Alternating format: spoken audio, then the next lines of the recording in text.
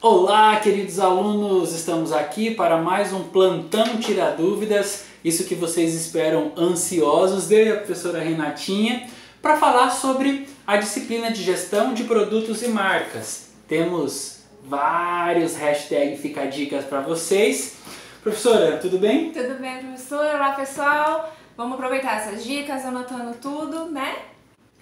E é isso aí. Bom, pensando que vocês já agendaram a prova, está tudo muito bem organizado para esse momento importante do processo de ensino-aprendizagem, a gente separou alguns temas para que você possa relacionar aí no seu livro, preparando o seu roteiro de estudos. Sabemos que cada um tem ali um estilo diferente de estudar e de aprender, mas para facilitar, como somos bonzinhos, como somos queridos, deixa eu pegar um negócio aqui, ó. Hoje tem aquele plantão tira dúvidas que você ficou aguardando. Para começar, posso começar, prof? Pode. Então, pensando ali num conteúdo que você deve destacar na unidade 1 do seu material. Quando a gente vai fazer a classificação de produtos. Eu vi que no chat da aula ao vivo, da nossa primeira aula ao vivo, gerou ali um certo murmurinho sobre os produtos não procurados. Nessa classificação de bens de consumo, um deles são aqueles produtos caracterizados como não procurados. E os exemplos que a gente tem no livro, que vocês também apresentaram durante a aula, são os serviços funerários, aqueles serviços de seguros que a gente paga, mas a gente não quer usar. Então vale a pena dar uma olhadinha ali na página 22, na unidade 1, sobre essa classificação de produtos, para que você possa, caso você seja solicitado, separar o que é um produto, o que é outro e conseguir converter em acerto essa questão. Também na unidade 1, posso, prof? Pode. Também na unidade 1, acho que isso é importante, como profissionais de marketing ou como futuros profissionais de marketing, nós precisamos saber muito bem dos 4 P's, produto, preço, praça, promoção. Neste material, nessa matéria, a gente está estudando ali o P de produto e o P de promoção, porque a marca ela acaba sendo um dos itens desse cuidado que a gente tem que ter com o composto promocional. Mas ali na unidade 1, falando ainda nessa sequência cronológica, a gente precisa entender algumas características deste P de produtos. Então vale a pena, logo no início da unidade, pensar, você como profissional da área de marketing, o que você deve conhecer, quais são as características desse P de produto, como por exemplo, os produtos têm atributos, os produtos têm características. A minha gravata é verde. Isso aqui é verde ou é azul, professora? Pra mim é meio azul. Para mim é verde. Mas ó, essa cor é uma característica, é um atributo. Isso também, essa gravata tem marca? Aqui atrás aqui tem, nem sei o que está escrito aqui. Anne, sei lá o que é isso. É uma marca. Ela possivelmente veio em uma embalagem, mas isso já foi descartado faz tempo. E de repente a fábrica ela trabalha com linhas de produtos. Ela pode ter gravata, ela pode ter camisa, ela pode ser uma alfaiataria masculina completa. Então são algumas características que como profissional de marketing, conhecedor do P de produtos, a gente precisa conhecer e vocês viram isso na primeira aula lá na unidade 1. Então hashtag fica a dica. Isso mesmo. Puxando um gancho no primeiro tópico que você falou, professor, nós temos também, né, além dos não procurados, os serviços que nós comparamos, né? Por exemplo, se você vai comprar essa gravata, você vai comparar a outras, né? Mas geralmente a gente acaba fazendo isso com alguns produtos que são um pouco mais caros, né? Esse é só um exemplo, mas a gente acaba fazendo isso com carro, com casa, a gente acaba fazendo essa comparação. Além disso, nós temos também os produtos de conveniência. O que são esses produtos de conveniência?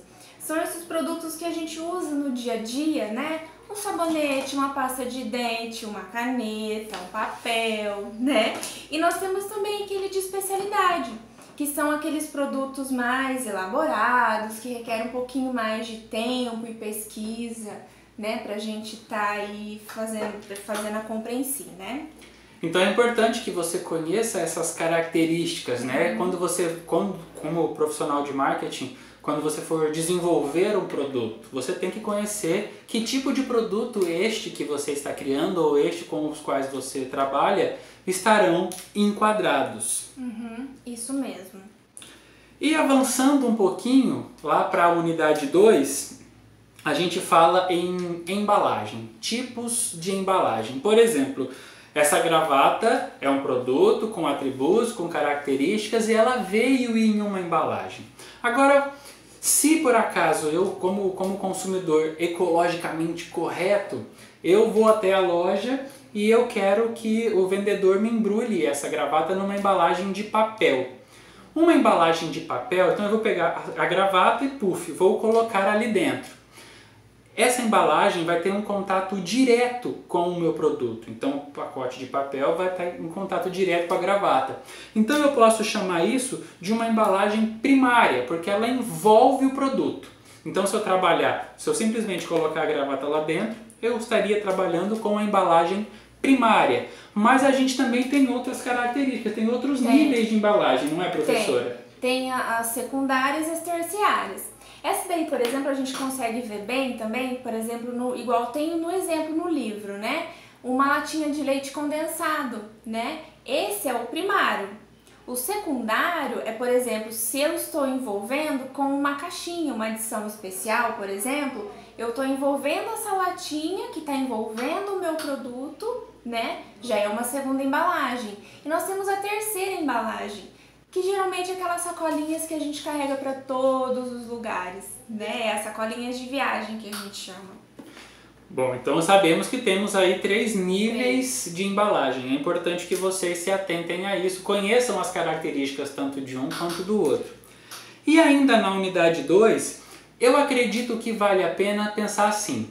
Tem alguns produtos que dão certo, os produtos são criados e eles caem no gosto das pessoas. Por exemplo, eu tenho aqui canecas. Eu adoro canecas, né? O pessoal sabe que eu gosto. Isso aqui, inclusive, foi um presente deles lá na época do meu aniversário. Se quiser mandar outra, eu sou super fã de caneca. Essa foi uma invenção que deu certo, a gente utiliza no nosso dia a dia. Porém, existem produtos que, por motivos diferentes, fracassam. Então, se eu te perguntasse quais são os motivos ou os básicos motivos que levam um produto a ter sucesso e quais seriam os motivos que levam um produto a fracassarem? Por exemplo, de repente, uma empresa pode desenvolver um produto que ela não pesquisou o consumidor, não conhece o mercado, teve todo o investimento para elaborar o produto, porém ele não caiu no gosto popular, ele não teve saída. Ou eu posso pensar em um produto que é muito caro, e produto muito caro, a gente está enfrentando uma crise aí, de repente ele não tenha tanta saída assim. Então, você consegue listar características que levam um produto a ter sucesso e características que levam um produto a ter fracasso. Então, para vocês se localizarem, lá na unidade 2, a gente trabalhou esse conteúdo. Quem mais, prof? Olha, pessoal, uma coisa também que é super importante vocês frisarem, tá? É a questão dos custos percebidos, tá?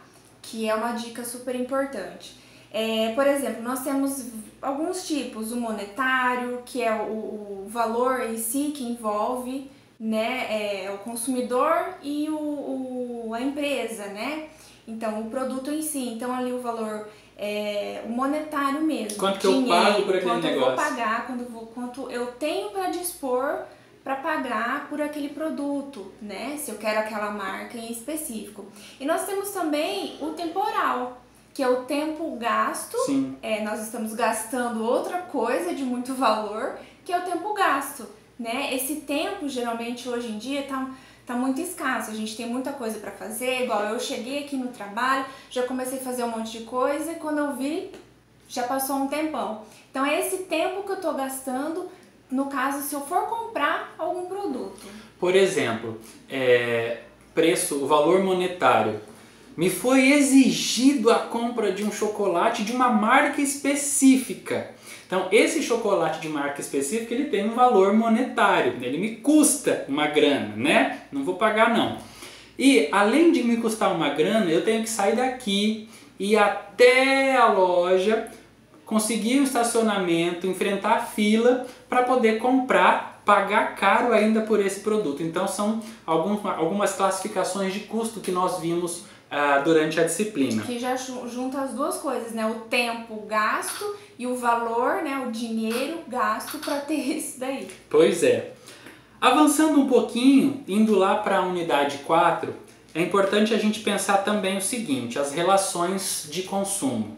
Estou falando de marca, estou falando de gravata, de chocolate caro, mas tem algumas empresas que elas pedem auxílio aos consumidores para que eles possam oferecer ideias para melhorar o produto. Então, por exemplo, quem é de um tempo mais antigo tinha aquelas gravatas enormes, sabe aquela gravata largona assim, que os nossos pais e avós usavam?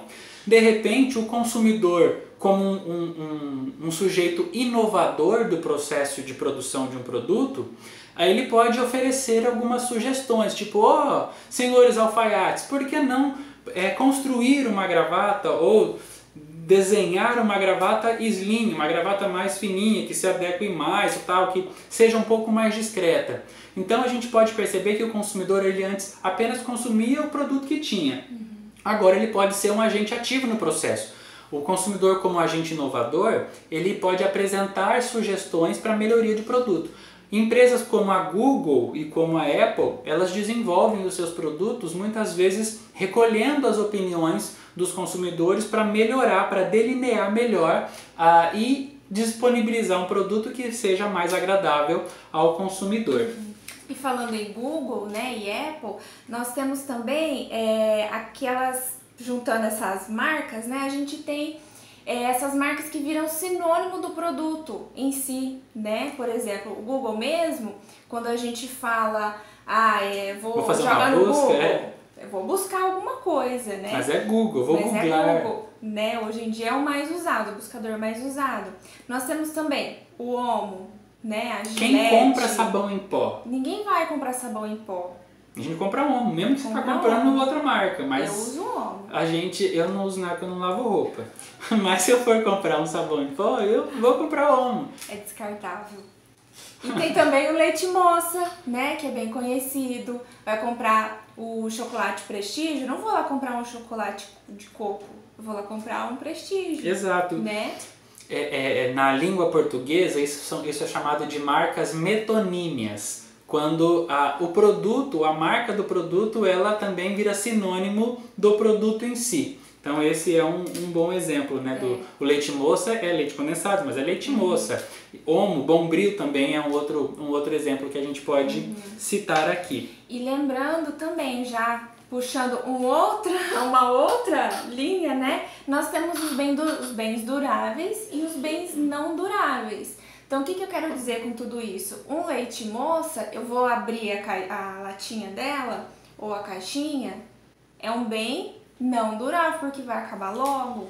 Mas se a pessoa for viciada em doce como eu, vai tomar ali, de uma vez só. Vai lavar roupa, né? Então é bem não durável, que ela vai acabar. Aí se eu tô falando de bens duráveis, nesse caso, por exemplo, professor, né? Nesse caso, comprou uma Ferrari, né? Comprou um Volvo. Isso é bens duráveis, porque eles duram mais tempo, né? E também linkando aí com essa questão de marca, né? Mas nós temos também os bens, uma casa, por exemplo. A gente espera que uma casa dure bastante tempo, então é considerado um bem durável. Ao passo que aquela cervejinha que você vai tomar assistindo o jogo é um bem não durável, porque a gente consegue tomar rapidamente. Uma pipoca, um chocolate, o seu consumo ele se encerra rapidamente, por isso é considerado não durável. A gravata azul, que no vídeo eu tô vendo que ela tá ficando verde, mas ela é azul. Mentira, gente, ela é verde. Ela é azul. Ela é um bem durável verde. Azul. E falando em verde, a gente avançando um pouquinho, lá na unidade 5, a gente estudou algumas peculiaridades. Inclusive, na última aula, a professora comentou sobre a sustentabilidade no consumo. E eu sei que você assistiu a aula Estudo de Caso, vai ler lá na unidade 5, lá na página, da página 100, sobre essa relação de consumo e a sustentabilidade. Vale a pena compreender algumas características, mas recorra ao estudo de caso, recorra lá à unidade 5 e compreenda algumas dessas características de recursos renováveis, não renováveis e a nossa decisão de consumo com base nisso. E por fim, nós temos aqui também algumas características. A gente falou de produtos e falamos de marca. A professora trouxe durante as suas aulas até o vídeo do cavalo, né, da questão do marcar a ferro. E as empresas, elas precisam divulgar as suas marcas, elas precisam ter marcas fortes. A gente trabalhou juntos ali no nosso terceiro encontro a questão da construção de uma marca forte. E essa marca forte, eu lembro que eu falei que elas precisam ser comunicadas. Então, se a gente for lançar algumas características de como as organizações podem compor essa identidade visual, eu posso citar alguns exemplos. Na comunicação corporativa, a gente pode utilizar campanhas institucionais. Lembra que eu dei o exemplo do videozinho da Unicesumar como uma campanha ou um vídeo institucional? Com relação à identidade do produto, você vai até o supermercado e ali você pode encontrar nesse PDV uma ação de merchandising. Então isso também é uma forma de dar uma identidade visual para aquele produto. Você vai lá na época da Páscoa, tem aqueles bis gigantes, aqueles baldes bonitos, tal, né, água na boca. E ainda com relação à identidade do produto, a gente pode entender essa identidade como o uniforme do vendedor. Inclusive, há muitas empresas que trabalham com a plotagem, para que o processo de transporte daquela marca também seja identificado. Qual é a cor dos carros da Mary Kay?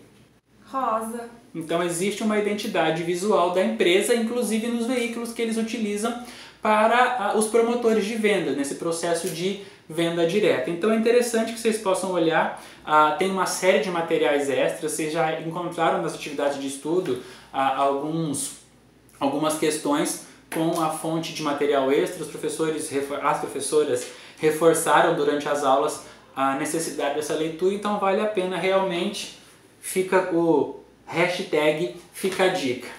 Ok, prof? Tá bom de dicas? Tá bom, né? Acho que agora já tá, beleza?